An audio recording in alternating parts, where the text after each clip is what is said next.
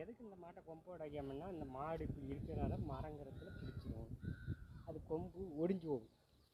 நம்ம அதை அறுத்து அதை சைஸ் பண்ணி அதை உருக்கி விட்டோம்னா அந்த மாடு, இப்போ இது 3 ஈத்து மாடு தான், இன்னும் ஒரு 4 ஈத்துக்குனாலும் இது வளராது. இது வளராது. ஏன்?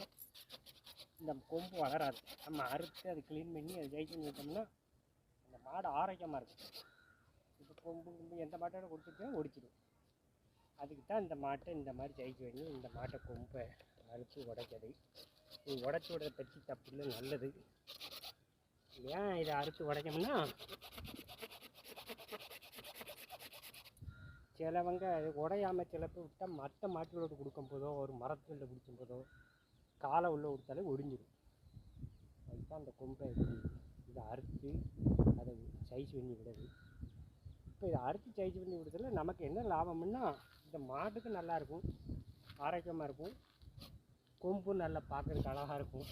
இப்போ இதுதான் இதோட பாதி. சிலவங்க சொல்லுவாங்க, ஓ இது கிழட்டு மாட்டை இளமா, அதெல்லாம் இல்லை. கிழட்டு மாட்டு இல்லை, இந்த மாட்டை சைஸ் பண்ணால் தான் அந்த மாட்டோட கூட ஒரு 2 ஈத்து ஈடும்.